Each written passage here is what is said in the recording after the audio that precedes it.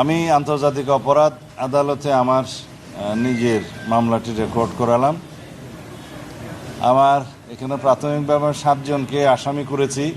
শেখ হাসিনা সহ স্বরাষ্ট্রমন্ত্রী তৎকালীন সহ আরও যারা র্যাবের এবং পুলিশের যারা জড়িত ছিল তাদের সবাইকে এখানে আসামি করা হয়েছে। তবে আরও অন্যান্য অনেক আসামি ইনভেস্টিগেশন পর্যায়ে বেরোবে, যেগুলো আমার পক্ষে এখনও আইডেন্টিফাইড করা সম্ভব হয়নি।